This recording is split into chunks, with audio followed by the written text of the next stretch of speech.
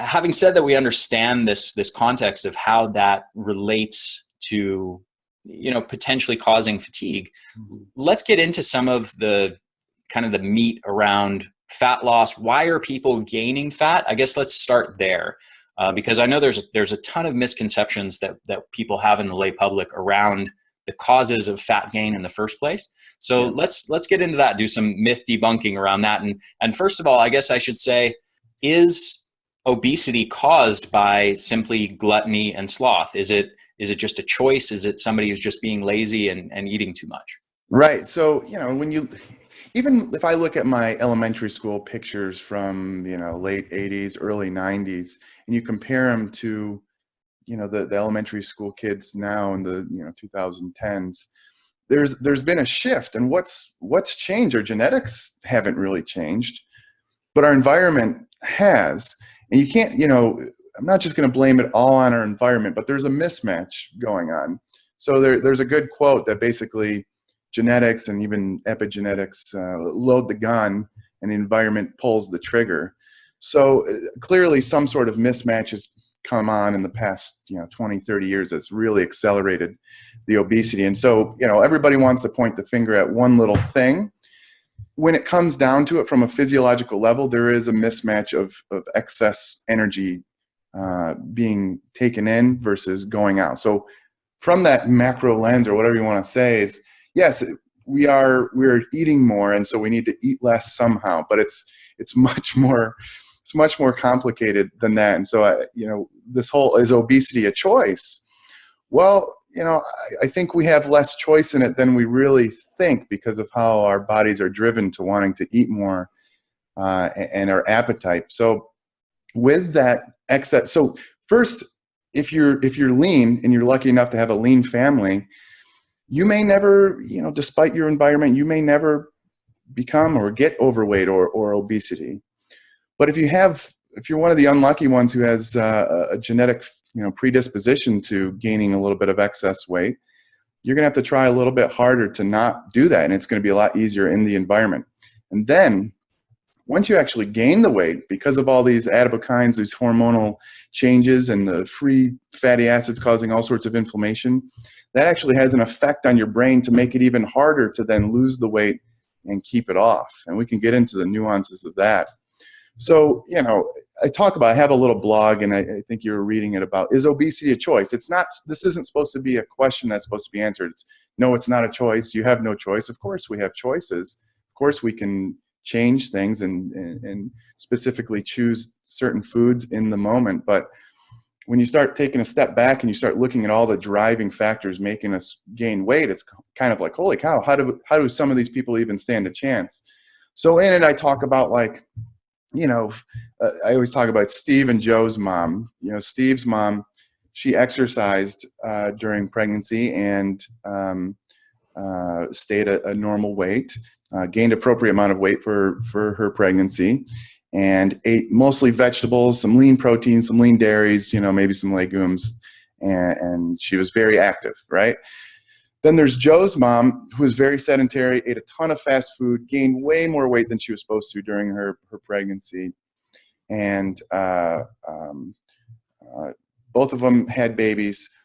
Steve was of normal weight, and then Joe was large for gestation. Now we know, and I'm sure you've talked about epigenetics and metabolic programming. So what our mothers did while we were in utero, and maybe even our grandparents and our fathers, that has an effect on how our genes are expressed, later in life. It's like, so was that a choice? Was that our choice necessarily? And now, so some people will say, well, that's just a small contributor. Well, then we start adding more and more things in, like whether you're breastfed or not. And again, that was not necessarily the choice of our mothers either. They didn't have a good milk supply. The blog that I made, a lot of moms came out and were like, "You're mommy shaming." I'm like, no, I promise. I understand people have trouble breastfeeding. Maybe the baby didn't latch, maybe just didn't have a good milk supply. But these may be some small factors. Some people argue that biological plausibility in there. Whether you had a C-section or vaginal delivery may have an effect. And I'm sure you've probably looked at some of that, coming out with the hypothalamic pituitary, adrenal axis of coming through the birth canal may have shaped that initial stress when we came out into life. That may have programmed us in some sort of way. Maybe there's the difference in their microbiome because of our mother's vaginal flora, whereas with a C-section we came out sterilely. That may have an effect. Again, these are all maybe small little contributors, but things we never had a choice about. Well, yeah, just to interject real quick, just to point out to everyone listening, all of those factors that he just mentioned are all things that are occurring like before you're even born and in the first year of life. Yeah. You know, I mean, you just listed off 8 different factors that are proven to affect later risk of having overweight or obesity. Yep. Just within the first year you're born. So it's, you know, it's hard to say that it's your choice or your willpower or anything to do with your laziness or gluttony. Right. When you have like 8 different variables that are influencing this before you are even conscious enough to make a choice. Yep. So then you go on as you're growing up, you know, maybe your parents, you know, one of them has to work an extra job. So you're with the other parent and the one parent has to just order pizza because they're working late and they're tired, and maybe they're, you know, they have obesity, they have sleep apnea, so they're sleeping on the couch. That's what I show in the cartoon. Whereas, you know, Steve's family, they're sitting at the dinner table, they have fresh vegetables, and there's actually a lot of data showing your taste for these types of foods begin very early on, maybe even in utero, where if the mother eats more vegetables, the kid will actually enjoy vegetables later on in life, which is crazy. It's just the things that you just can't control. And then, you know, maybe some of these habit things, maybe your, you know, father went and worked out with you, got you into sports early, whereas, you know, maybe Joe, who had overweight or had obesity at a young age, was put on a off-label antipsychotic for mood. I see this a lot. You know, they have mood disorders, or they're acting funny, and you know, the doctor says, well, you know, we could put them on Adderall or all sorts of things. Adderall would probably make you lose weight, obviously, but maybe it's just some sort of mood issue, and they're going to put them on an antipsychotic off-label. And someone argued with me that doesn't happen. Well, there's a lot of data that does, and I've actually seen it multiple times. So that does happen. That will make you gain weight through multiple mechanisms on appetite, maybe nutrient partitioning, et cetera. Or even on-label use of like SSRIs. Yeah, so anything like that. And so was that a choice because the mood issues were coming from maybe just the parents were too busy working, trying to make ends meet, and didn't have time to maybe do the parenting? Again, I'm not shaming people. This is just life that happens. And so then you go on, and eventually you see someone like Steve, who's very lean, had the proper epigenetic and genetic propensity to be lean, and also had the habits reinforced from childhood. And you say, that guy works extremely hard, he's disciplined. And then you see someone like Joe, who has this obesity and who went through all these different things. We don't know his story, but this is what you see when you see somebody and you just said, that person's lazy, right? So some of these biases I try to get people really thinking about. We don't know these people's stories. Yeah, sure, maybe someone just doesn't care, and maybe they don't mind having that obesity. Maybe they have some laziness, but you know, it's a lot more complex than that. And then when trying to lose weight, again, these things, those cytokines or adipokines, these hormonal milieu, as some people say, maybe preventing us from then losing the weight that we already gained. And so then people are like, you're just not trying hard enough.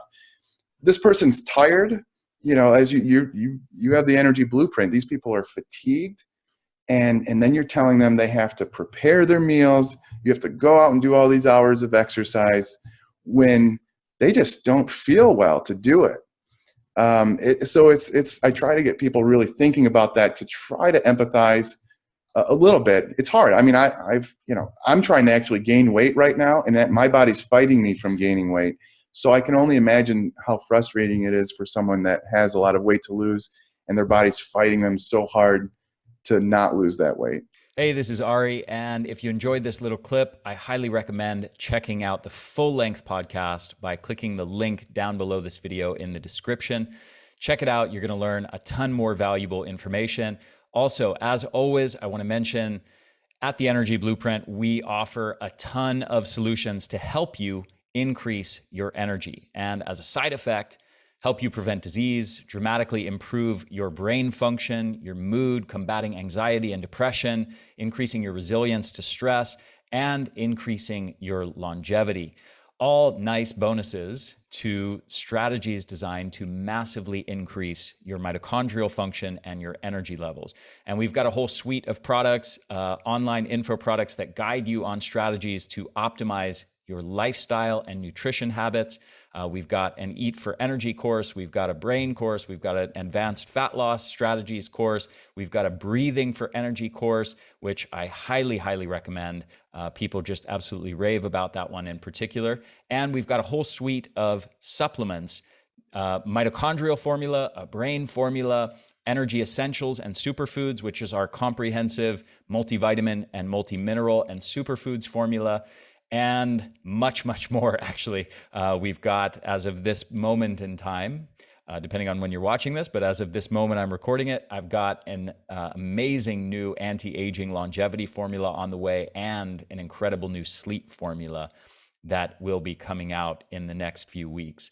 Thank you for watching this. Again, full length link to the full length podcast is down below, and check out theenergyblueprint.com for our whole suite of products that can help you dramatically transform your energy levels. Talk to you soon.